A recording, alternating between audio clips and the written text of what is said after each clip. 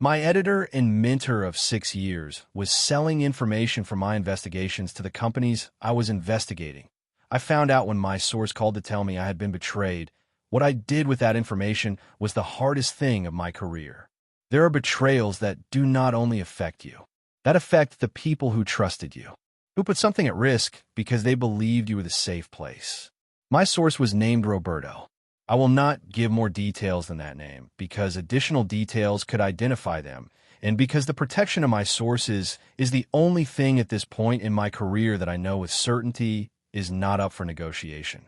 Roberto had given me information about a company in the energy sector for 5 months. Information I had verified, cross-referenced with other sources, built into a story that, according to my editor, was going to be published in 3 weeks. Roberto called me on a Tuesday morning to tell me that someone at the company knew exactly what they had told me, that they had received messages, that they were scared, that they needed to know if I'd talked to anyone about what they had given me. I told them no, that the only people who knew the content of our conversations were them and me. And my editor. My name is Valeria. I am 38 years old. I am an investigative journalist at a national digital outlet that has spent 12 years covering corporate and political corruption. My editor's name was Marcos. He was 54 years old. He had spent 22 years in journalism and 8 at that outlet, 6 of them being my direct editor. He had been a journalist I had admired when I was starting out, the one who had taught me how to build an investigation, the one who had told me on multiple occasions that source protection was the only line that was never crossed, the one who was crossing it. I hung up with Roberto with the promise that I was going to find out what had happened and that I was going to protect them. I sat with the phone in my hand at my desk in the newsroom with the certainty that what I had in front of me was the most delicate situation of my career. I cannot investigate this from my work computer. I cannot make calls from my work phone. I cannot talk to anyone at the outlet until I had more clarity. I went out to the street with my personal phone. What I did in the following hours was what I had learned to do in 8 years of investigative journalism. Follow the money and follow the information. The information Roberto had given me was specific. For it to reach the company being investigated, it had to have left one of 3 places: from Roberto, from me, or from Marcos. Roberto was the least likely because he was the one calling me scared. I was the most improbable source because it would be self-destructive. Marcos was the hypothesis that remained. But a hypothesis needs evidence, and getting that evidence without alerting Marcos required precision. I called a colleague I trusted completely.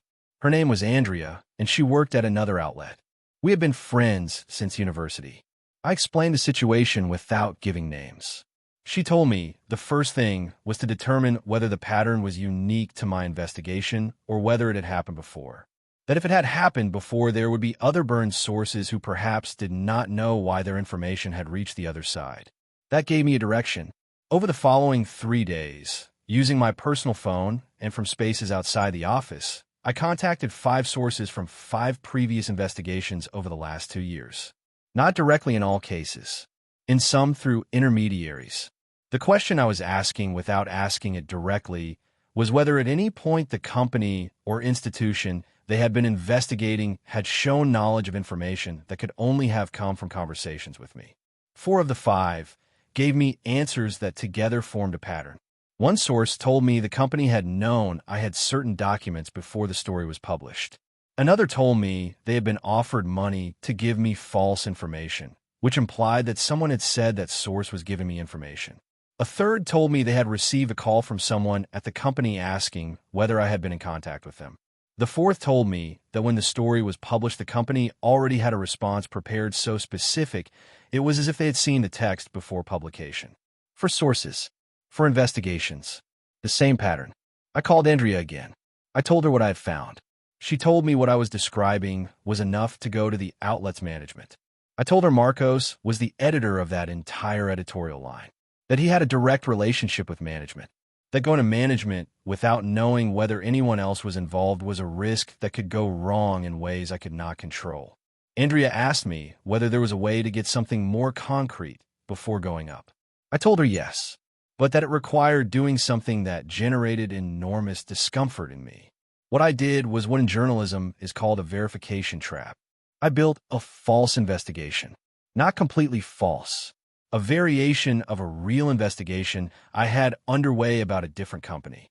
I presented Marcos with a version containing a specific detail that was false. A meeting date between two executives that had not occurred in reality, but that sounded completely plausible. I told him it was a thread I had found and wanted to follow. Marcos told me it sounded interesting, that I should develop it. I waited 5 days. On the 5th day, I called a person who had contact with that company. I asked them indirectly whether there was any discomfort in the company about possible investigative stories. They told me yes, that the rumor had spread that someone from the outlet was investigating a specific meeting. They gave me the date. It was the false date I had given Marcos. I sat with the phone in my hand for a time I cannot measure. I had what I needed, not to publish it, to go to the outlet's management with enough evidence for the process that followed to be the right one. I went to the outlet's general director. Her name was Carmen. She had known me when I was starting out and had followed my career with attention. I asked her for an urgent and confidential meeting.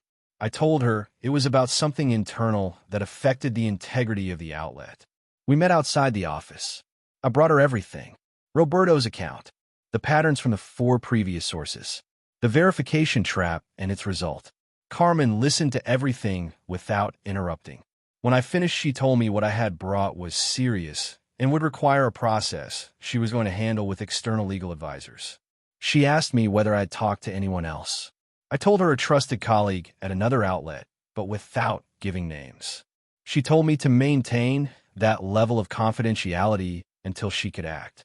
The process that followed lasted 6 weeks and was managed completely outside my direct knowledge.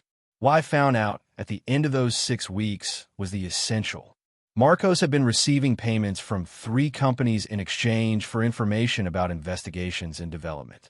The scheme had started 4 years ago. The payments arrived at an account abroad through a consulting company that turned out to belong to a family member of his. Marcos was let go. The outlet initiated legal action. The information was shared with the corresponding authorities. The affected investigations were reviewed. Roberto was protected with the reclassification of the materials they had given me in a way that made their participation impossible to trace. What followed for me was a reconstruction process that has not yet finished. Not of the work. The work continued. Of the image I had had of Marcos for 6 years, and of what it meant that the person who had taught me the principles of journalism I practiced had been violating them while teaching them to me. That is what has cost me the most time to process. Not the betrayal in the abstract, the specific one, that someone who forms you in values violates them while transmitting them to you. That superposition has no clean resolution. I'm still processing it. What I wanted to take from this story has parts for people in very specific situations. For journalists and for anyone who works with confidential information from sources. Source protection is not only an ethical principle. It is a concrete promise that has real consequences for real people when it is broken. And that promise can be broken not by what you do, but by the people you inform about your work. The level of information you share about an ongoing investigation should be proportional to the level of certainty you have about the integrity of whoever receives it, including your editor, including your director, including any person who is in the chain between you and publication. For those who lead teams that work with sensitive information, institutional trust is built slowly and can be lost in ways those who destroy it do not fully anticipate. What Marcos destroyed was not only his career. It was the safety of sources who had trusted an outlet. It was the possibility of future sources trusting that outlet in the same way. That damage has no expiration date. And for everyone, the mentors you most admire are not immune to wrong decisions. And discovering that when it happens does not cancel what that person taught you, but it also does not cancel what they did. Holding both of those things at the same time without either one erasing the other is the hardest work and the most necessary. If this story impacted you, comment. Do you believe there is information about a journalistic investigation that should never leave the journalist who carries it, or does the editor have a right to know all the details? Like if you believe the protection of journalistic sources is one of the most important pillars of informational democracy.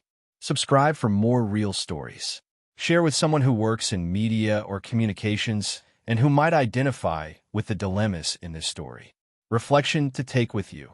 Professional integrity is not measured in the principles we declare. It is measured in the decisions we make when the cost of maintaining those principles is high and when the only person who knows we are violating them is ourselves. Marcos knew perfectly the principles he was violating. He had taught them, and he violated them anyway. That says something about the difference between knowing what is right and choosing to do it when no one is watching.